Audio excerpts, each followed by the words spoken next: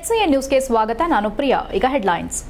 ಉಪಮುಖ್ಯಮಂತ್ರಿಗಳ ಬಗ್ಗೆ ಎಚ್ಡಿಕೆ ಹೇಳಿಕೆ ಸರಿಯಲ್ಲ. ಜೆಡಿಎಸ್ ತನ್ನ ಅಭಿವೃದ್ಧಿ ಶ್ವೇತಪತ್ರ ಹೊರಡಿಸಲಿ ಎಂದು ಆಗ್ರಹಿಸಿದ ಸಂಸದ ಅಮಿತ್ ಶಾ ರಾಜೀನಾಮೆ ನೀಡುವವರೆಗೂ ದೇಶಾದ್ಯಂತ ಪ್ರತಿಭಟನೆಗೆ ಕೈಪಡೆ ಸಿದ್ಧತೆ. ಮಾಹಿತಿ ಹಂಚಿಕೊಂಡ ಶ್ರೇಯಸ್ ಪಟೇಲ್. ಹಾಸನ ಜಿಲ್ಲಾ ಕ್ರೀಡಾಂಗಣಕ್ಕೆ ದಿಢೀರ್ ಭೇಟಿ ನೀಡಿ ಪರಿಶೀಲಿಸಿದ ಶಾಸಕರು. ಡಿಸೆಂಬರ್ 27ರಿಂದ 29ರವರೆಗೂ ರಾಜ್ಯ ಮಟ್ಟದ ಹ್ಯಾಂಡ್ಬಾಲ್ ಕ್ರೀಡೆ ಯಶಸ್ಸಿಗೆ ಸಂಪೂರ್ಣ ಸಹಕಾರ. ಪೂರ್ವಭಾವಿ ಸಭೆಯಲ್ಲಿ ಭರವಸೆ ನೀಡಿದ ಸ್ವರೂಪ್. ಸಂವಿಧಾನ ಶಿಲ್ಪಿ ಬಗ್ಗೆ ಲಘುವಾಗಿ ಮಾತನಾಡಿರುವ ಕೇಂದ್ರ ಗೃಹ ಸಚಿವ ಅಮಿತ್ ಶಾ. ಕೇಂದ್ರ ಗೃಹ ಸಚಿವರನ್ನ ಸಂಪುಟದಿಂದ ವಜಾಗೊಳಿಸಲು ಆಗ್ರಹ. ಕಾನೂನು ಕ್ರಮ ಕೈಗೊಳ್ಳಲು ಬಿಎಸ್ಪಿ ಪ್ರತಿಭಟನೆ.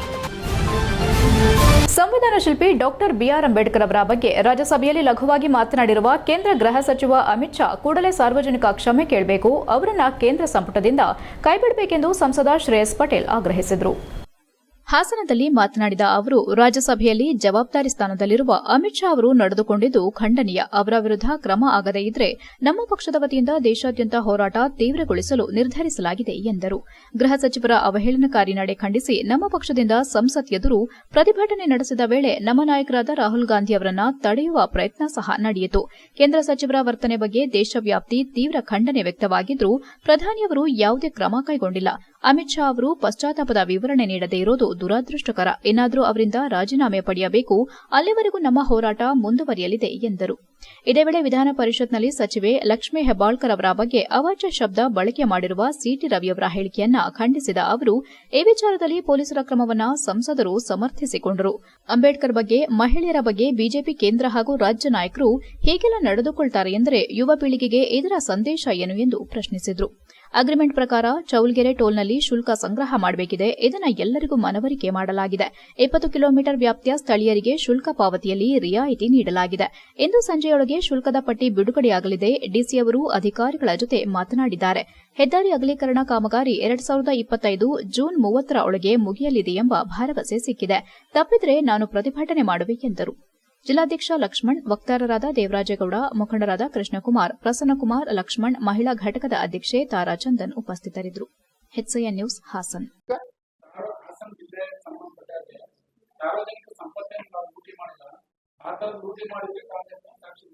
ಸಾರ್ವಜನಿಕ ಸಂಪತ್ತಿಗೆ ಸ್ಟಾರ್ಟ್ ಮಾಡ್ತೀನಿ ಅಂತ ಹೇಳ್ತೀನಿ. ಒಳನರಸೀಪುರ ಚೆನ್ನಂಬಿಕಾ ಸರ್ಕಾರದ ಹೇಳ ಇಲ್ಲ, ಇಲ್ಲಿ BM ರಸ್ತೆದ ಹೇಳ, ಇನ್ನು ಹಲವಾರು ಇದಾವೆ. ಪಟ್ಟಿ ಮಾಡ್ಕೊಂಡ್ ಬಂದಿದ್ರೆ ಎಲ್ಲ ಮಾಡ್ಕೊಂಡ್ಬಂದು ಅಧಿಕೃತವಾಗಿ ಹೇಳುವೆ. ಅವರು ಸಾರ್ವಜನಿಕರದ್ದು ಯಾರು ತಿಂದಿದೆ ಅನ್ನೋದು ಗೊತ್ತಾಗ್ತದಲ್ಲ. ನನ್ನ ಮಾಹಿತಿ ಪ್ರಕಾರ 4-5 ಇದಾವೆ. ಮೊನ್ನೆ ಎಲ್ಲಾ ಟಿವಿಲೂ ಬಂತಲ್ಲ, ಅದ್ಯಾವ್ದೋ ಕೆರೆಯನ್ನ ಮುಚ್ಚಿದ್ದಾರೆ ಅಂತ. ಅದೆಲ್ಲ ಸಾರ್ವಜನಿಕರದಲ್ಲ ತಿಂದಿರೋದು. ಅವ್ರು ಮಾತಾಡಕ್ ಹೋದ್ರೆ ನಾವು ಮಾತಾಡಕ್ಕಾಗ್ತದೆ. ನಾವು ಇಷ್ಟ ತುಂಬಾ ಗೌರವವಾಗಿ ಅವ್ರ ಜೊತೆ ಇದ್ವಿ, ಗೌರವವಾಗಿ ಈಗಲೂ ಇದ್ದೀನಿ. ಆದ್ರೆ ನನಗೆ ನಿನ್ನೆ ಸಂಜೆ ನಾನು ಅದು ಮಾಧ್ಯಮ ಮುಖಾಂತರ ನೋಡಿದೆ, ನಮ್ಮ ಸರ್ಕಾರದ ಉಪಮುಖ್ಯಮಂತ್ರಿಗಳಿಗೆ ಅಷ್ಟು ಸಣ್ಣದಾಗಿ ಮಾತಾಡ್ತಿದ್ದಾರೆ ಅಂತ ಹೇಳಿದ್ರೆ, ಒಬ್ಬರು ಕೇಂದ್ರ ಸಚಿವರಾಗಿ, ಇವ್ರು ಮಾಜಿ ಮುಖ್ಯಮಂತ್ರಿಗಳಾಗಿ, ಅವ್ರ ಮನೆತನ ಏನು ಅಂತವ್ರು ಇವ್ರು ಇದ್ರ ಬಗ್ಗೆ ಮಾತಾಡ್ತಾರೆ ಅಂತ ಹೇಳಿದ್ರೆ, ಈಗ ಅವ್ರು ಚೀಡಿ ಅಂತ ತೆಗೆದ್ರೆ ಅದ್ರ ಬಗ್ಗೆ ಮಾತಾಡಕ್ಕೆ ಸಾಕಷ್ಟಿದೆ. ಆದ್ರೆ ನನಗೆ ಈ ವಿಷಯ ಮಾತಾಡೋದು ನನಗೆ ಇಲ್ಲಿ ಇಷ್ಟ ಇಲ್ಲ. ಇಂಥ ಪವಿತ್ರವಾದ ಸ್ಥಳಗಳಿಗೆ ಅದು ಮಾತಾಡೋದು ನನಗೆ ಇಷ್ಟ ಇಲ್ಲ. ಮಾತಾಡಬಾರ್ದಿತ್ತು. ಅದನ್ನ ಮತ್ತೆ ಅದು ಉಚ್ಚಾರಣೆ ಆದ್ರೆ ಅದು ನಮ್ಮ ಕಾಂಗ್ರೆಸ್ ಪಕ್ಷದಿಂದ ನಡೆಯೋ ರೀತಿನೇ ಬೇರೆ ಇರ್ತದೆ. ಹಾಸನ ಕ್ಷೇತ್ರದ ಶಾಸಕ HP ಸ್ವರೂಪ್ ಕ್ರೀಡಾಂಗಣಕ್ಕೆ ದಿಢೀರ್ ಭೇಟಿ ನೀಡಿ ಆಟದ ಮೈದಾನ ಪರಿಶೀಲಿಸಿ ಅಧಿಕಾರಿಗಳಿಂದ ಮತ್ತು ಕ್ರೀಡಾಪಟುಗಳಿಂದ ಮಾಹಿತಿ ಪಡೆದಿದ್ದಲ್ಲದೆ ಇಲ್ಲಿ ಆಗಬೇಕಾಗಿರುವ ಮೂಲಭೂತ ಸೌಕರ್ಯಗಳ ಬಗ್ಗೆ ಚರ್ಚೆ ನಡೆಸಿ ಪರಿಹರಿಸುವ ಭರವಸೆ ನೀಡಿದರು. ಇನ್ನು ಇದೇ ತಿಂಗಳು 27ರಿಂದ 29ರವರೆಗೆ ಜಿಲ್ಲಾ ಕ್ರೀಡಾಂಗಣದಲ್ಲಿ ನಡೆಯಲಿರುವ ರಾಜ್ಯಮಟ್ಟದ ಹೊನಲು ಬೆಳಕಿನ ಹ್ಯಾಂಡ್ಬಾಲ್ ಪಂದ್ಯಾವಳಿ ಯಶಸ್ಸಿಗೆ ಸಂಪೂರ್ಣ ಸಹಕಾರ ಕೊಡುವುದಾಗಿ ಶಾಸಕ ಸ್ವರೂಪ್ ತಿಳಿಸಿದರು. ಮೊದಲು ಸಂಬಂಧಪಟ್ಟ ಜಿಲ್ಲಾ ಕ್ರೀಡಾಂಗಣದ ಅಧಿಕಾರಿಗಳೊಂದಿಗೆ ಕ್ರೀಡಾಂಗಣಕ್ಕೆ ಭೇಟಿ ನೀಡಿ ಪರಿಶೀಲನೆ ನಡೆಸಿದ ಅವರು, ಶೌಚಾಲಯ, ನೀರಿನ ಸರಬರಾಜಿನಲ್ಲಿ ವ್ಯತ್ಯಯ ಇದೆ ಎಂದು ದೂರು ಕೇಳಿಬಂದಿದೆ. ಅದನ್ನು ಬಗೆಹರಿಸುವ ನಿಟ್ಟಿನಲ್ಲಿ ಕ್ರಮ ಕೈಗೊಳ್ಳಲಾಗುವುದು. ಹಾಲಿ ಇರುವ ಆಟದ ಮೈದಾನಗಳಿಗೆ ಬೇಕಾಗಿರುವ ಸೌಲಭ್ಯ ಕೊಡುವುದರ ಜೊತೆಗೆ ಹೊಸದಾಗಿ ಟರ್ಫ್ ಹಾಕಿ ಮೈದಾನ, ಕಬಡ್ಡಿ, ಖೋ-ಖೋ ಕೋರ್ಟ್ ನಿರ್ಮಾಣಕ್ಕೆ ಪ್ರಸ್ತಾವನೆ ಸಲ್ಲಿಸಲಾಗಿದೆ. ಈ ವಿಷಯವನ್ನ ಕೇಂದ್ರ ಸಚಿವರ ಗಮನಕ್ಕೂ ತರಲಾಗಿದೆ ಎಂದರು. ಇನ್ನು ಸಾಲುಗಾಮೆ ಮುಖ್ಯ ರಸ್ತೆ ಬದಿ ಪ್ರತಿ ಮಂಗಳವಾರದ ಸಂತೆ ನಡೆಯುತ್ತಿದ್ದು, ಬದಲಿ ವ್ಯವಸ್ಥೆ ಮಾಡುವಂತೆ ಕೇಳಿದ ಪ್ರಶ್ನೆಗೆ ಶಾಸಕರು ಉತ್ತರಿಸಿ, ಸೂಕ್ತ ಜಾಗ ಹುಡುಕಿ ಶೀಘ್ರದಲ್ಲಿಯೇ ಪರ್ಯಾಯ ವ್ಯವಸ್ಥೆ ಮಾಡುವುದಾಗಿ ತಿಳಿಸಿದರು. ಇದೇ ತಿಂಗಳು 27ರಿಂದ 29ರವರೆಗೆ ಜಿಲ್ಲಾ ಕ್ರೀಡಾಂಗಣದಲ್ಲಿ ರಾಜ್ಯ ಮಟ್ಟದ ಹೊನಲು ಬೆಳಕಿನ 20 ವರ್ಷದ ವಯೋಮಿತಿಯ ಪುರುಷರು ಮತ್ತು ಮಹಿಳೆಯರ ಹ್ಯಾಂಡ್ಬಾಲ್ ಪಂದ್ಯಾವಳಿ ಆಯೋಜಿಸಲಾಗಿದೆ. ರಾಜ್ಯಮಟ್ಟದ ಹ್ಯಾಂಡ್ಬಾಲ್ ಪಂದ್ಯಾವಳಿ ಹಾಸನ ಜಿಲ್ಲೆ ಹಾಗೂ ಕರ್ನಾಟಕ ಹ್ಯಾಂಡ್ಬಾಲ್ ಸಂಸ್ಥೆ, ಯುವ ಸಬಲೀಕರಣ ಮತ್ತು ಕ್ರೀಡಾ ಇಲಾಖೆ ಸಹಯೋಗದೊಂದಿಗೆ ನಡೆಯುವ ಹ್ಯಾಂಡ್ಬಾಲ್ ಪಂದ್ಯಾವಳಿಯಲ್ಲಿ 20 ಬಾಲಕಿಯರು, 25 ಬಾಲಕರ ತಂಡಗಳು ಭಾಗಿಯಾಗಲಿವೆ. ಕ್ರೀಡಾಪಟುಗಳು, ಅಧಿಕಾರಿಗಳು, ಸಿಬ್ಬಂದಿ ಸೇರಿ ಒಟ್ಟು 2500 ಮಂದಿ ಆಗಮಿಸುವ ನಿರೀಕ್ಷೆ ಇದೆ. ಇದಕ್ಕಾಗಿ ಊಟ ವಸತಿ ವ್ಯವಸ್ಥೆ ಮಾಡಿಕೊಳ್ಳಲಾಗಿದೆ. ಈ ಸಂಬಂಧ ಯೂತ್ ಹಾಸ್ಟೆಲ್ನಲ್ಲಿ ಪೂರ್ವಭಾವಿ ಸಭೆ ನಡೆಯಿತು. ಸಭೆಯಲ್ಲಿ ಮಾತನಾಡಿದ ನಗರಸಭೆ ಅಧ್ಯಕ್ಷ ಎಂ ಚಂದ್ರೇಗೌಡ, ಕ್ರೀಡಾಪಟುಗಳಿಗೆ ಬೇಕಿರುವ ಎಲ್ಲಾ ಸೌಲಭ್ಯಗಳನ್ನು ನಗರಸಭೆ ಕಡೆಯಿಂದ ಕೊಡಿಸಲಾಗುವುದು. ಸಾಲ್ಗಾಮೆ ರಸ್ತೆ ಬಳಿಯ ಶೌಚಾಲಯ ಓಪನ್ ಮಾಡಿಸುವುದರ ಜೊತೆಗೆ ನೀರಿನ ಸಮಸ್ಯೆ ಬಗೆಹರಿಸಲು ಕೊಳವೆ ಬಾವಿ ಕೊರೆಸಿಕೊಡುವುದಾಗಿ ಹೇಳಿದರು. ಇದೇ ಸಂದರ್ಭದಲ್ಲಿ ಯುವ ಸಬಲೀಕರಣ ಮತ್ತು ಕ್ರೀಡಾ ಇಲಾಖೆ ಸಹಾಯಕ ನಿರ್ದೇಶಕ ಸಿಕೆ ಹರೀಶ್, ಕುಮಾರಸ್ವಾಮಿ, ಸತೀಶ್, ಅನಿಲ್, ಆನಂದ್, ಹಾಸನ ಜಿಲ್ಲಾ ಪತ್ರಕರ್ತರ ಸಂಘದ ಮಾಜಿ ಅಧ್ಯಕ್ಷ ರವೀನಾ ಕಲ್ಗೋಡು ಸೇರಿದಂತೆ ಇತರರು ಪಾಲ್ಗೊಂಡಿದ್ದರು. HCN news Haasan. ಹಾಸನ ಜಿಲ್ಲಾ ಕ್ರೀಡಾಂಗಣದಲ್ಲಿ ನಮ್ಮ ಹ್ಯಾಂಡ್ಬಾಲ್ ಸಂಘದವರು ಕೂಡ ಒಂದು ಟೂರ್ನಮೆಂಟ್ನ ರಾಜ್ಯ ಮಟ್ಟದ ಒಂದು ಕ್ರೀಡಾಕೂಟವನ್ನು ಕೂಡ ಇಟ್ಕೊಂಡಿದ್ದಾರೆ.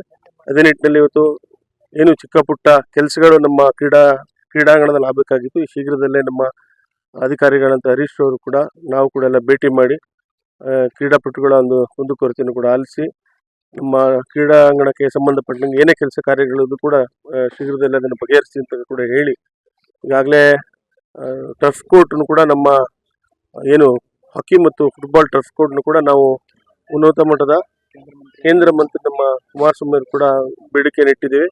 ಶೀಘ್ರದಲ್ಲಿ ಅದು ಕೂಡ ಕೆಲಸನ ಮಾಡಿಸ್ತೀನಿ ಅಂತ ಹೇಳ್ತಾ, ಈಗಾಗಲೇ ನಮ್ಮ ಟೆನ್ನಿಸ್ ಕೋರ್ಟ್ನು ಕೂಡ ನಮ್ಮ ಜಿಲ್ಲಾಧಿಕಾರಿಗಳ ಒಂದು ಅನುದಾನ, ನಮ್ಮ ಸ್ಟೇಡಿಯಂನ ಅನುದಾನದಲ್ಲಿ ಅದನ್ನು ಕೂಡ ಶೀಘ್ರದಲ್ಲೇ ಪ್ರಾರಂಭಿಸ್ತೇವೆ. ಮತ್ತು ಇವತ್ತು ಒಂದು ಕಬಡ್ಡಿ ಕೋರ್ಟ್ನು ಕೂಡ ಶೀಘ್ರದಲ್ಲೇ ಅದನ್ನು ಕೂಡ ಪ್ರಾರಂಭಿಸ್ತೇವೆ ಅಂತ ಸಂದರ್ಭದಲ್ಲಿ ಹೇಳಿ, ನಮ್ಮ ಜಿಲ್ಲಾ ಕೇಂದ್ರ ಗೃಹ ಸಚಿವ ಅಮಿತ್ ಶಾರನ್ನ ಸಚಿವ ಸಂಪುಟದಿಂದ ವಜಾ ಮಾಡಿ ಕಾನೂನು ಕ್ರಮ ಕೈಗೊಳ್ಳುವಂತೆ ಆಗ್ರಹಿಸಿ ಡಿಸಿ ಕಚೇರಿ ಮುಂದೆ ಬಹುಜನ ಸಮಾಜ ಪಾರ್ಟಿಯಿಂದ ಪ್ರತಿಭಟನೆ ನಡೆಸಿ ಜಿಲ್ಲಾಡಳಿತಕ್ಕೆ ಮನವಿ ಸಲ್ಲಿಸಿದರು. ಬಹುಜನ ಸಮಾಜ ಪಾರ್ಟಿ ರಾಜ್ಯ ಉಪಾಧ್ಯಕ್ಷ ಗಂಗಾಧರ್ ಬಹುಜನ್ ಮಾಧ್ಯಮದೊಂದಿಗೆ ಮಾತನಾಡಿ, ಕಳೆದ ಸಂಸತ್ ಅಧಿವೇಶನದಲ್ಲಿ ಭಾರತ ಸಂವಿಧಾನಕ್ಕೆ 75 ವರ್ಷಗಳು ತುಂಬಿದ ಹಿನ್ನೆಲೆ ಸಂವಿಧಾನದ ಬಗ್ಗೆ ನಡೆದ ಚರ್ಚೆಯಲ್ಲಿ ಭಾಗವಹಿಸಿ ಮಾತನಾಡುವಾಗ ಕೇಂದ್ರ ಗೃಹ ಸಚಿವ ಅಮಿತ್ ಶಾ ಸಂವಿಧಾನ ಶಿಲ್ಪಿ ಬಾಬಾ ಸಾಹೇಬ್ ಅಂಬೇಡ್ಕರ್ ಹೆಸರನ್ನ ಪದೇ ಪದೇ ಉಚ್ಚರಿಸುವ ಬದಲು ದೇವರನ್ನ ಸ್ಮರಿಸಿದ್ರೆ 7 ಜನ್ಮಗಳ ಸ್ವರ್ಗ ದೊರೆಯುತ್ತಿತ್ತೆಂದು ಬೇಜವಾಬ್ದಾರಿತನದಿಂದ ಮಾತನಾಡುವ ಮೂಲಕ ಸಂವಿಧಾನ ಶಿಲ್ಪಿ ಭಾರತ ರತ್ನ ಬಾಬಾ ಸಾಹೇಬ್ ಅಂಬೇಡ್ಕರ್ ಅವರಿಗೆ ಅವಮಾನ ಮಾಡಿರುತ್ತಾರೆ. ಇದು ಪರಮ ಪೂಜ್ಯ ಬಾಬಾ ಸಾಹೇಬ್ ಅಂಬೇಡ್ಕರ್ ಮತ್ತು ಅವರು ರಚಿಸಿದ ಸಂವಿಧಾನದ ಮೇಲಿರುವ ಅಸಹನೆಯ ಪ್ರತೀಕವಾಗಿದೆ ಎಂದರು. ಇಂತಹ ಮನುವಾದಿ ಮತ್ತು ಜಾತಿವಾದಿ ವ್ಯಕ್ತಿಗಳು ಸಂವಿಧಾನದ ಆಧಾರದ ಮೇಲೆ ರಚನೆಯಾಗಿರುವ ಸರ್ಕಾರದಲ್ಲಿ ಮಂತ್ರಿಯಾಗಿ ಮುಂದುವರಿಯಲು ಯಾವುದೇ ನೈತಿಕತೆ ಇಲ್ಲ. ಆದ್ದರಿಂದ ಬಾಬಾ ಸಾಹೇಬ್ ಅಂಬೇಡ್ಕರ್ ಮತ್ತು ಸಂವಿಧಾನ ವಿರೋಧಿ ಮನಸ್ಥಿತಿ ಇರುವ ಕೇಂದ್ರ ಗೃಹ ಸಚಿವ ಅಮಿತ್ ಶಾರನ್ನ ತಕ್ಷಣ ವಜಾಗೊಳಿಸಿ ಕಾನೂನು ಕ್ರಮ ಕೈಗೊಳ್ಳಬೇಕೆಂದು ಬಹುಜನ ಸಮಾಜ ಪಾರ್ಟಿ ಆಗ್ರಹಿಸುತ್ತದೆ ಎಂದರು. ಪತ್ರಿಕಾಗೋಷ್ಠಿಯಲ್ಲಿ ಪಾರ್ಟಿಯ ಜಿಲ್ಲಾ ಉಸ್ತುವಾರಿ ಎಚ್ಬಿ ಮಲ್ಲಯ್ಯ, ಜಿಲ್ಲಾ ಸಂಯೋಜಕ ಎಂಜೆ ಕಿರಣ್, ಸಿಜಿ ಸೋಮಶೇಖರ್, ಜಿಲ್ಲಾಧ್ಯಕ್ಷ ಲಕ್ಷ್ಮಣ್ ಕೀರ್ತಿ, ಜಿಲ್ಲಾ ಪ್ರಧಾನ ಕಾರ್ಯದರ್ಶಿ ಬಿವಿ ಸುರೇಂದ್ರ, ಜಿಲ್ಲಾ ಉಪಾಧ್ಯಕ್ಷ ಜಾಕಿರ್ ಅಹ್ಮದ್, ಜಿಲ್ಲಾ ಸಮಿತಿ ಸದಸ್ಯ ಜಯವರ್ಧನ್, ಜಿಲ್ಲಾ ಕಾರ್ಯದರ್ಶಿ ಪುಟ್ಟರಾಜು, ರಾಜು ಇತರರು ಉಪಸ್ಥಿತರಿದ್ದರು. HCN news Hassan. ದೇಶದಾದ್ಯಂತ ಬಹುಜನ್ ಸಮಾಜ್ ಪಾರ್ಟಿ ಪ್ರತಿಭಟನೆಗೆ ಕರೆಯನ್ನ ಕೊಟ್ಟಿದೆ. ನಮ್ಮ ಪಕ್ಷದ ರಾಷ್ಟ್ರೀಯ ಅಧ್ಯಕ್ಷ ಇರತಕ್ಕಂತ ಅಕ್ಕ ಮಾಯಾವತಿಯವರು ಈ ಒಂದು ಪ್ರತಿಭಟನೆಗೆ ಕರೆಯನ್ನ ಕೊಟ್ಟಿದ್ದಾರೆ. ನಾವು ಕೂಡ ಕರ್ನಾಟಕ ರಾಜ್ಯದ ಎಲ್ಲಾ ಜಿಲ್ಲಾ ಕೇಂದ್ರಗಳಲ್ಲಿ ಇವತ್ತು ಪ್ರತಿಭಟನೆಯನ್ನ ಮಾಡ್ತಿದ್ವಿ. ಇದರ ಉದ್ದೇಶ ಏನಪ್ಪಾ ಅಂತಂದ್ರೆ, ಏನು ಕಳೆದ ಒಂದು ಸಂಸತ್ ಅಧಿವೇಶನದ ಸಂದರ್ಭದಲ್ಲಿ ಸನ್ಮಾನ್ಯ ಕೇಂದ್ರ ಗೃಹ ಸಚಿವರಾಗಿರ್ತಕ್ಕಂಥ ಅಮಿತ್ ಶಾ ಅವರು ಏನು ನಮ್ಮ ಸಂವಿಧಾನಕ್ಕೆ ಏನು ಜಾರಿಯಾಗಿ 75 ವರ್ಷಗಳು ತುಂಬುತ್ತಾ ಇದೆ, ಇದರ ಒಂದು ಅಂಗವಾಗಿ ಏನು ಸಂವಿಧಾನದ ಮೇಲೆ ಚರ್ಚೆ ನಡೀತಿತ್ತು, ಈ ಚರ್ಚೆಯಲ್ಲಿ ಭಾಗವಹಿಸಿ ಮಾತನಾಡುವಂತ ಒಂದು ಸಂದರ್ಭದಲ್ಲಿ ಸಂವಿಧಾನ. HCN ನ್ಯೂಸ್ನಲ್ಲಿ ಈಗ ಒಂದು ಪುಟ್ಟ ಬ್ರೇಕ್.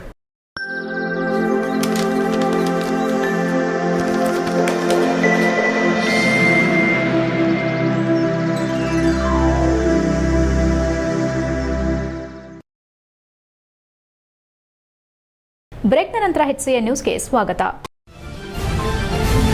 ಕೂಲಿ ಕೆಲಸಕ್ಕೆ ಆಟೋದಲ್ಲಿ ತೆರಳುತ್ತಿದ್ದ ವೇಳೆ ಮುಖ್ಯ ರಸ್ತೆಗೆ ಅಡ್ಡ ಬಂದ ಕಾಡಾನೆಯಿಂದ ತಪ್ಪಿಸಿಕೊಳ್ಳುವ ವೇಳೆ ಕೂಲಿ ಕಾರ್ಮಿಕ ಮಹಿಳೆಯರು ಗಾಯಗೊಂಡ ಘಟನೆ ಬೇಲೂರು ತಾಲೂಕು ಅರೇಹಳ್ಳಿ ಹೋಬಳಿಯ ಕಿತ್ತಾವರದಲ್ಲಿ ನಡೆದಿದೆ. ಭಾನುವಾರ ಬೆಳಗ್ಗೆ ಅರೇಹಳ್ಳಿಯ ಕೇಶವನಗರದ ಮಹಿಳೆಯರು ಪಾಲಾಕ್ಷ ಎಂಬುವವರ ಆಟೋದಲ್ಲಿ ಅನುಘಟ ವ್ಯಾಪ್ತಿಯ ಸಂಕಲ್ಪ ಎಂಬ ತೋಟದ ಮಾಲೀಕರ ಕಾಫಿ ಎಸ್ಟೇಟ್ಗೆ ಕಾಫಿ ಕೊಯ್ಲು ಮಾಡಲು ತೆರಳುತ್ತಿದ್ದರು. ಈ ವೇಳೆ ಕಿತ್ತಾವರದ ಏರು ರಸ್ತೆಯಲ್ಲಿ ಒಂಟಿಕಾಡನೆ ಅಡ್ಡ ಬಂದು ಆಟೋವನ್ನ ಕಂಡು ಘೀಳಿಟ್ಟಿತು. ಇದರಿಂದ ಗಾಬರಿಗೊಂಡ ಆಟೋ ಚಾಲಕ ಮತ್ತು ಕಾರ್ಮಿಕ ಮಹಿಳೆಯರು ವಾಹನವನ್ನು ನಿಲ್ಲಿಸಿ ಓಡಲು ಯತ್ನಿಸಿದ್ದಾರೆ. ಓಡುವ ಧಾವಂತದಲ್ಲಿ ಭವಾನಿ, ರಶ್ಮಿತಾ, ಆಶಾ, ಇಂಚರ ಎಂಬುವವರಿಗೆ ಗಾಯಗಳಾಗಿದ್ದು ಇವರನ್ನ ಅರೇಹಳ್ಳಿ ಸಮುದಾಯ ಆರೋಗ್ಯ ಕೇಂದ್ರದಲ್ಲಿ ಪ್ರಾಥಮಿಕ ಚಿಕಿತ್ಸೆ ಕೊಡಿಸಿ ಭವಾನಿ ಎಂಬುವರ ಬಲ ಹೆಗಲಿಗೆ ಪೆಟ್ಟಾಗಿದ್ದರಿಂದ ಹಾಸನದ ಜಿಲ್ಲಾಸ್ಪತ್ರೆಯಲ್ಲಿ ಚಿಕಿತ್ಸೆ ಕೊಡಿಸಲಾಗಿದೆ.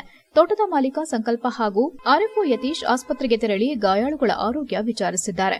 ಬೇಲೂರು ತಾಲೂಕು ಅರೇಹಳ್ಳಿ ಹೋಬಳಿಯ ಕಿತ್ತಾವರದ ಮುಖ್ಯ ರಸ್ತೆಯಲ್ಲಿ ಕೂಲಿ ಕಾರ್ಮಿಕ ಮಹಿಳೆಯರು ತೆರಳುತ್ತಿದ್ದ ಆಟೋಗೆ ಕಾಡಾನೆ ಅಡ್ಡ ಬಂದಿದ್ದರಿಂದ ನಿಯಂತ್ರಣ ಕಳೆದುಕೊಂಡು ಚರಂಡಿಗಿಳಿದ ಆಟೋವನ್ನು ಸ್ಥಳೀಯರು ಮೇಲೆತ್ತಿದ್ದಾರೆ.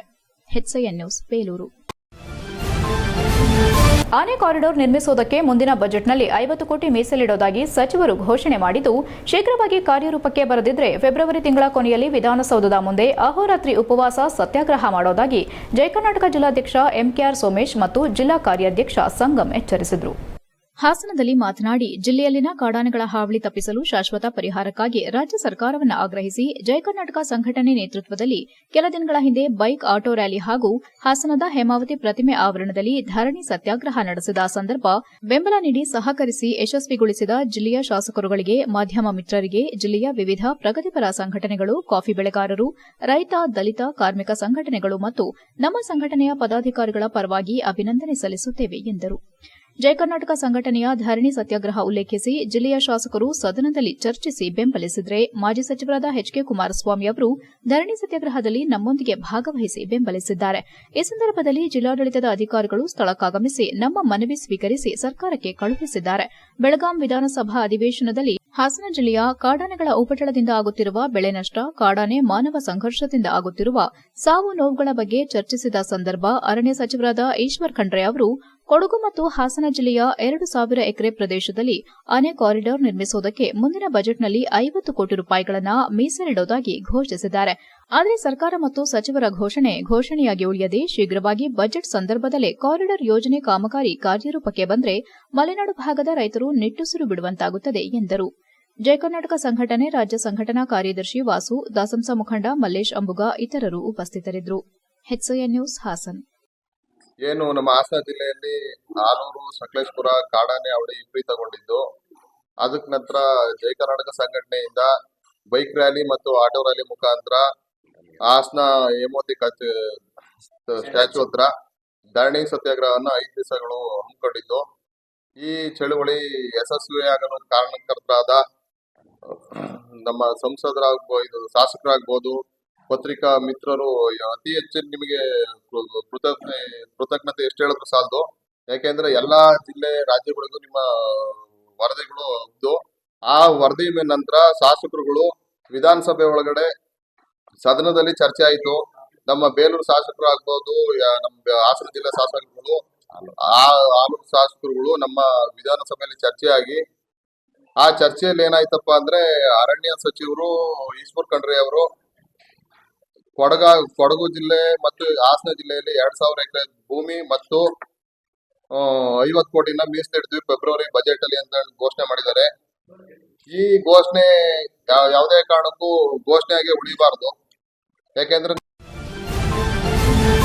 ಹಾಸನ ಜಿಲ್ಲೆ ಆಲೂರು ತಾಲೂಕು ಘಟಕದ ವತಿಯಿಂದ 2025 ಜನವರಿ 12 ಭಾನುವಾರ ತಾಲೂಕಿನ ಹೊಸಕೋಟೆ ಹೋಬಳಿ ಹರಿಹಳ್ಳಿ ಕೆಂಚಾಂಬ ದೇವಸ್ಥಾನ ಆವರಣದಲ್ಲಿ ಆಲೂರು ತಾಲೂಕು ತೃತೀಯ ಕೇಂದ್ರ ಕನ್ನಡ ಸಾಹಿತ್ಯ ಸಮ್ಮೇಳನವನ್ನು ಹಮ್ಮಿಕೊಳ್ಳಲಾಗಿದೆ ಎಂದು ಜಿಲ್ಲಾ ಕಾರ್ಯನಿರತ ಪತ್ರಕರ್ತರ ಸಂಘದ ಮಾಜಿ ಅಧ್ಯಕ್ಷ ಹಾಗೂ ಕನ್ನಡ ಸಾಹಿತ್ಯ ಪರಿಷತ್ನ ಹಾಸನ ಜಿಲ್ಲಾ ಮಾಜಿ ಗೌರವಾಧ್ಯಕ್ಷ ರವಿನಾಕಲ್ಗೂಡು ತಿಳಿಸಿದರು.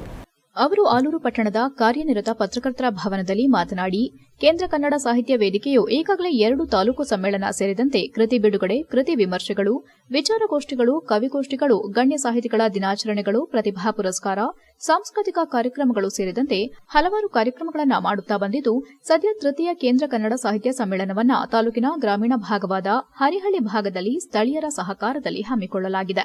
ಈಗಾಗಲೇ 2 ಸಮ್ಮೇಳನಗಳಿಗೆ ಎಸ್ಎಂ ದೇವರಾಜೇಗೌಡ ಹಾಗೂ ಎಂ ಶಿವಣ್ಣ ಅವರನ್ನು ಸರ್ವಾಧ್ಯಕ್ಷರನ್ನಾಗಿ ಮಾಡಲಾಗಿತ್ತು. ತೃತೀಯ ಸಮ್ಮೇಳನದ ಸರ್ವಾಧ್ಯಕ್ಷರನ್ನಾಗಿ ಹಿರಿಯ ಪತ್ರಕರ್ತೆ ಹಾಗೂ ಹಿರಿಯ ಲೇಖಕಿ HR ಲೀಲಾವತಿ ಅವರನ್ನ ಆಯ್ಕೆ ಮಾಡಲಾಗಿದೆ.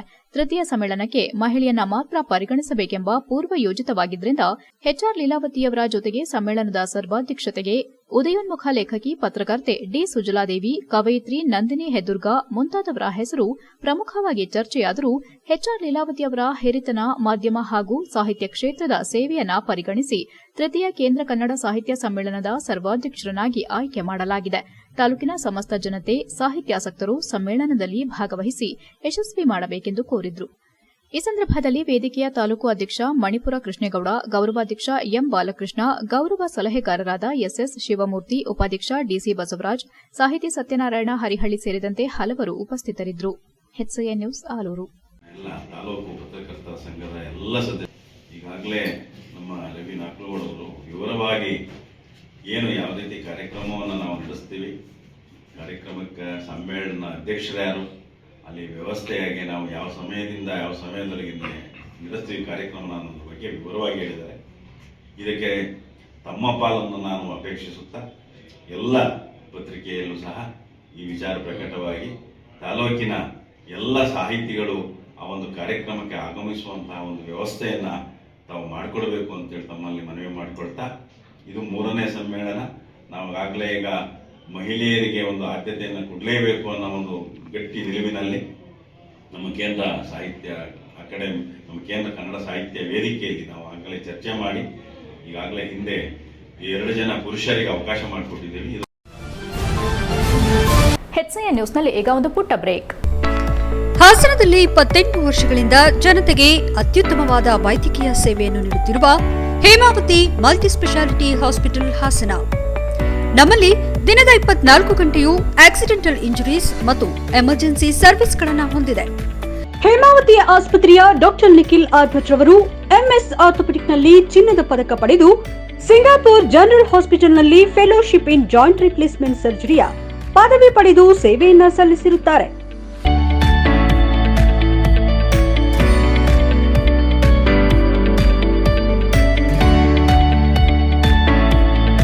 ನಮ್ಮಲ್ಲಿ ಆಂಬ್ಯುಲೆನ್ಸ್ ಸೇವೆಯೂ ಲಭ್ಯ. ಇನ್ನೇಕೆ ತಡ? ನೀವು ಯಾವುದೇ ಮೂಳೆ ಸಮಸ್ಯೆ ಹೊಂದಿದರೆ ಹಿಂದೆ ಭೇಟಿ ನೀಡಿ.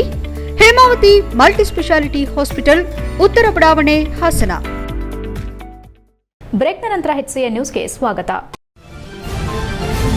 ಹುಬ್ಬಳ್ಳಿಯ ಸಾಯಿನಗರದ ಅಚ್ಚವನ ಕಾಲೋನಿಯ ಈಶ್ವರ ದೇವಸ್ಥಾನದಲ್ಲಿ ಅಡುಗೆ ಅನಿಲ ಸ್ಫೋಟದಲ್ಲಿ ಗಂಭೀರವಾಗಿ ಗಾಯಗೊಂಡು ಕಿಮ್ಸ್ನಲ್ಲಿ ಚಿಕಿತ್ಸೆ ಪಡೆಯುತ್ತಿರುವ 9 ಅಯ್ಯಪ್ಪ ಮಾಲಾಧಾರಿಗಳ ಆರೋಗ್ಯವನ್ನು ಕಾರ್ಮಿಕ ಹಾಗೂ ಧಾರವಾಡ ಜಿಲ್ಲಾ ಉಸ್ತುವಾರಿ ಸಚಿವ ಸಂತೋಷ್ ಲಾಡ್ ಹಾಗೂ ಗೃಹ ಸಚಿವ ಡಾಕ್ಟರ್ ಜಿ ಪರಮೇಶ್ವರ್ ವಿಚಾರಿಸಿದರು.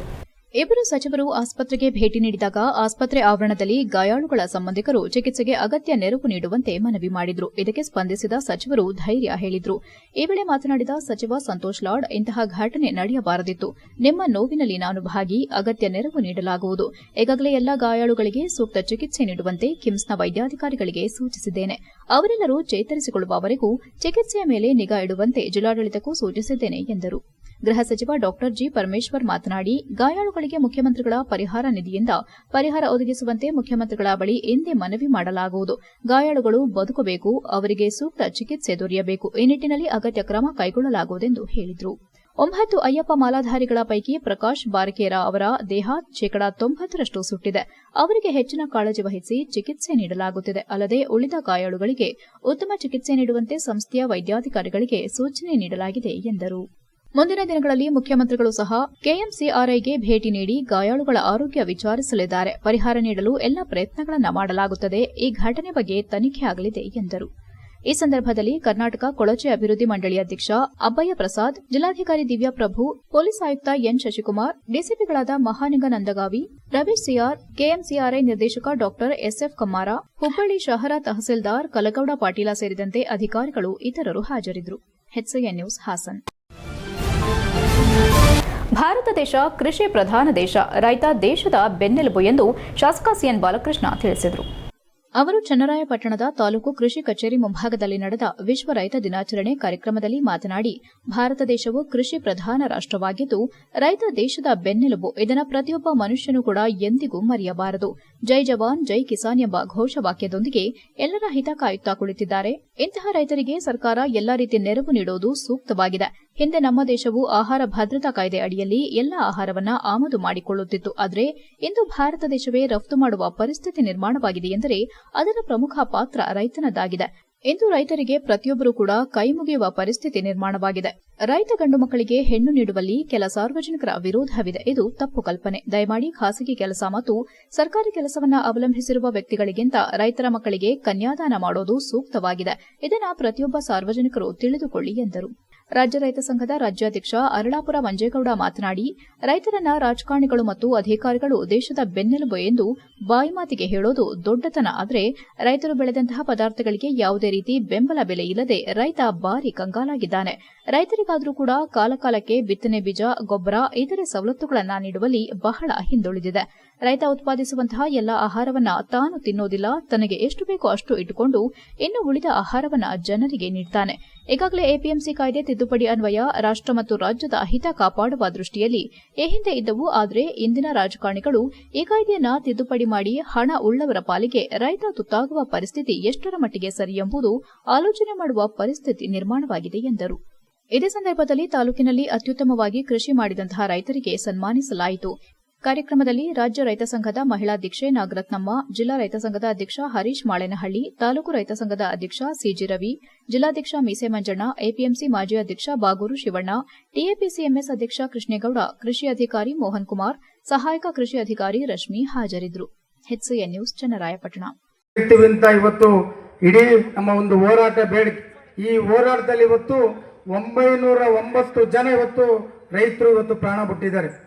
ಇವತ್ತು ನೆನ್ಕೋಬೇಕು, ಯಾಕೆ ರೈತ ಹುತಾತ್ಮ ಕಾರ್ಯಕ್ರಮ ಗೆದ್ದು ಒಂದು 5 ನಿಮಿಷ ನಾವು ಅವರಿಗೆ ಮೌನಾಚರಣೆ ಮಾಡೋದು ಅಂತಂದರೆ, ನಮಗೋಸ್ಕರ, ಈ ಇಡೀ ದೇಶಕ್ಕೋಸ್ಕರ, ರಾಜ್ಯಕ್ಕೋಸ್ಕರ ಯಾವತ್ತೋ ಕಳ್ಕೊತಾರೆ. ರೈತರು ಕಳ್ಕೊಂಡ್ರದು ಯಾಕೆ ಅಂತಂದರೆ, ಸ್ವಾಮಿನಾಥಿ ವರ್ಧಬೇಕಿರುವ ಒಂದು ವೈಜ್ಞಾನಿಕ ಬೆಲೆ ಫಿಕ್ಸ್ ಮಾಡಿ ಅದಿಲ್ಲದ್ರಿಂದ ಅದನ್ನು ಕೇಳಕ್ಕೋಸ್ಕರದಾಗ ಪೊಲೀಸಲ್ಲಿ ಲಾಠಿ ಚಾರ್ಜ್ ಮಾಡಿ, ಗುಂಡೇಟಾಡಿ, ನೀರಾಡಿಸಿ ಇವತ್ತು ನಮ್ಮ ಕಣ್ಣು ಮುಂದೆ ರೈತರು ಪ್ರಾಣ ಕಳ್ಕೊಂಡಿದ್ದಾರೆ. ಅದಕ್ಕೋಸ್ಕರ ಇವತ್ತು 5 ನಿಮಿಷ ಆ ರೈತರಿಗೋಸ್ಕರ ನಾವೆಲ್ಲ ಎದ್ದು ಅವ್ರಿಗೆ ಶ್ರದ್ಧಾಂಜಲಿ ಮಾಡಿದೋ. ಅವ್ರ ಹೆಂಡತಿ ಮಕ್ಕಳಿಗೆ ಇವತ್ತು ರೈತರ ವಿಶ್ವ ಏನು ದಿನಾಚರಣೆ ದೇಶ, ಇಡೀ ರಾಜ್ಯದ ದೇಶ ರೈತರು ಅವ್ರ ಕುಟುಂಬದ ಜೊತೆ ನಾವೆಲ್ಲ ನಿಲ್ತೀವಿ. HCN ನ್ಯೂಸ್ನಲ್ಲಿ ಈಗ ಒಂದು ಪುಟ್ಟ ಬ್ರೇಕ್.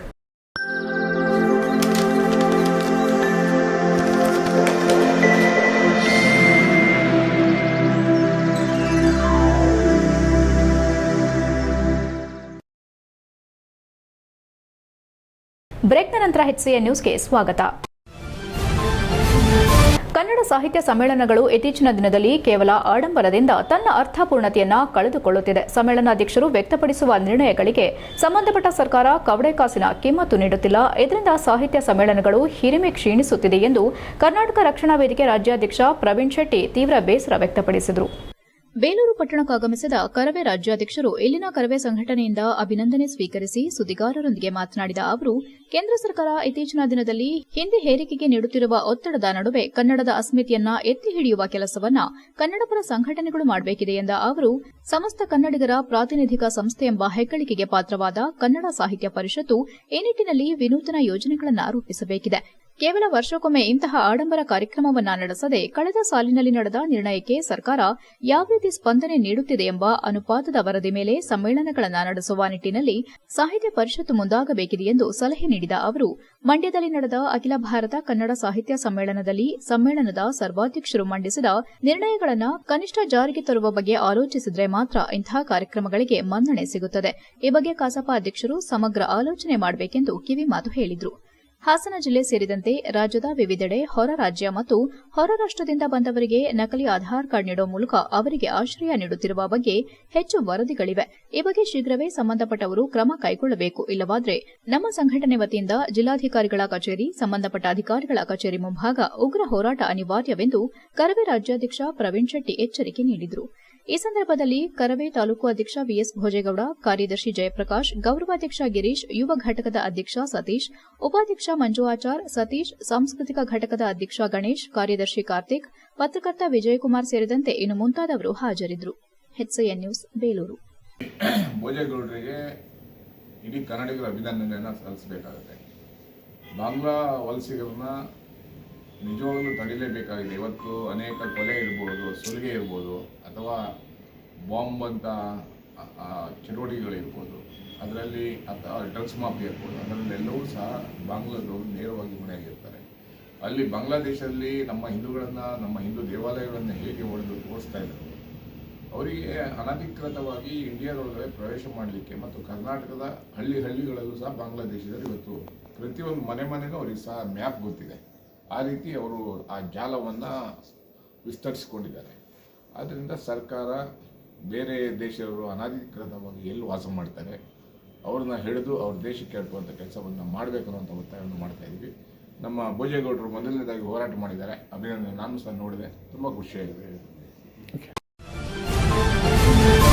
ಚನ್ನರಾಯಪಟ್ಟಣದ ರೋಟರಿ ಕ್ಲಬ್ ವಿಷನ್ ಮತ್ತು ನಗರ ಠಾಣೆ ಹಾಗೂ ನಗರ ಟ್ರಾಫಿಕ್ ಪೊಲೀಸ್ ಠಾಣೆ ವತಿಯಿಂದ ಪಟ್ಟಣದ ಟೈಮ್ಸ್ ಪಿಯು ಕಾಲೇಜಿನಲ್ಲಿ ರಸ್ತೆ ಸುರಕ್ಷತೆ ಬಗ್ಗೆ ಮತ್ತು ಮಕ್ಕಳಲ್ಲಿನ ಅಪರಾಧದ ಬಗ್ಗೆ ಹಾಗೂ ಸೈಬರ್ ಕ್ರೈಂ ಬಗ್ಗೆ ವಿಶೇಷ ಉಪನ್ಯಾಸ ಕಾರ್ಯಕ್ರಮ ಹಮ್ಮಿಕೊಳ್ಳಲಾಯಿತು.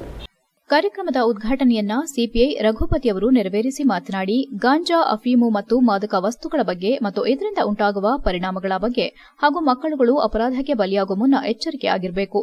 ಸಮಾಜದಲ್ಲಿ ಏನಾದರೂ ಅಹಿತಕರ ಘಟನೆಗಳು ನಡೆದರೆ ಕೂಡಲೇ 112 ನಂಬರ್ಗೆ ಕರೆ ಮಾಡಬೇಕು. ಇಂತಹ ಸಂದರ್ಭದಲ್ಲಿ ಕರೆ ಮಾಡಿದವರ ಮಾಹಿತಿಯನ್ನ ಗೌಪ್ಯವಾಗಿಡಲಾಗುವುದು. ಮಕ್ಕಳು ಮಾದಕ ವಸ್ತುಗಳಿಂದ ದೂರವಿರಬೇಕಾಗಿಯೂ ಮಕ್ಕಳಿಗೆ ಸಲಹೆ ನೀಡಿದರು. ಟ್ರಾಫಿಕ್ ಸಬ್ ಇನ್ಸ್ಪೆಕ್ಟರ್ ಅಶ್ವಿನಿ ಅವರು ಮಾತನಾಡಿ, ಯಾರೊಬ್ಬರು 18 ವರ್ಷಕ್ಕಿಂತ ಕಡಿಮೆ ವಯಸ್ಸಿನವರು ಯಾವುದೇ ವಾಹನವನ್ನ ಚಲಾವಣೆ ಮಾಡಬಾರದು. ರಸ್ತೆಯಲ್ಲಿ ವಾಹನ ಚಲಾವಣೆ ಮಾಡಬೇಕೆಂದರೆ ಕಡ್ಡಾಯವಾಗಿ ಪರವಾನಗಿ ಹೊಂದಿರಬೇಕು.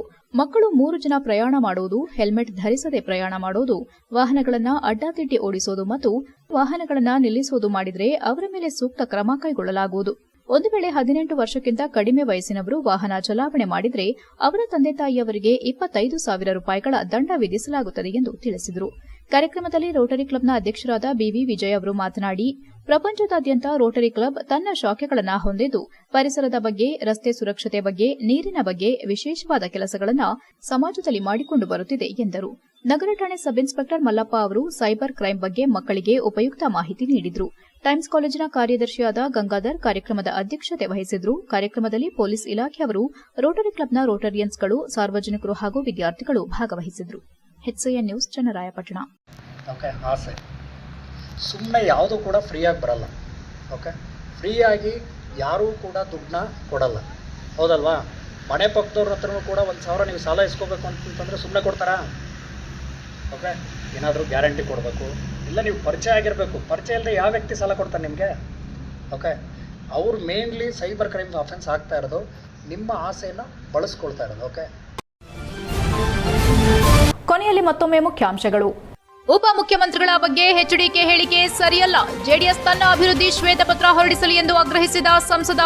ಅಮಿತ್ ಶಾ ರಾಜೀನಾಮೆ ನೀಡುವವರೆಗೂ ದೇಶಾದ್ಯಂತ ಪ್ರತಿಭಟನೆಗೆ ಕೈಪಡೆ ಸಿದ್ಧತೆ. ಮಾಹಿತಿ ಹಂಚಿಕೊಂಡ ಶ್ರೇಯಸ್ ಪಟೇಲ್. ಹಾಸನ ಜಿಲ್ಲಾ ಕ್ರೀಡಾಂಗಣಕ್ಕೆ ದಿಢೀರ್ ಭೇಟಿ ನೀಡಿ ಪರಿಶೀಲಿಸಿದ ಶಾಸಕರು. ಡಿಸೆಂಬರ್ 27ರಿಂದ 29ರವರೆಗೂ ರಾಜ್ಯಮಟ್ಟದ ಹ್ಯಾಂಡ್ಬಾಲ್ ಕ್ರೀಡೆ ಯಶಸ್ಸಿಗೆ ಸಂಪೂರ್ಣ ಸಹಕಾರ. ಪೂರ್ವಭಾವಿ ಸಭೆಯಲ್ಲಿ ಭರವಸೆ ನೀಡಿದ ಸ್ವರೂಪ್. ಸಂವಿಧಾನ ಶಿಲ್ಪಿ ಬಗ್ಗೆ ಲಘುವಾಗಿ ಮಾತನಾಡಿರುವ ಕೇಂದ್ರ ಗೃಹ ಸಚಿವ ಅಮಿತ್ ಶಾ. ಕೇಂದ್ರ ಗೃಹ ಸಚಿವರನ್ನ ಸಂಪುಟದಿಂದ ವಜಾಗೊಳಿಸಲು ಆಗ್ರಹ. ಕಾನೂನು ಕ್ರಮ ಕೈಗೊಳ್ಳಲು ಬಿಎಸ್ಪಿ ಪ್ರತಿಭಟನೆ. ಇಷ್ಟೊತ್ತು ನೀವು ನೋಡಿದ್ದು ಹಾಸನದ ಸುದ್ದಿ, HCN ನ್ಯೂಸ್.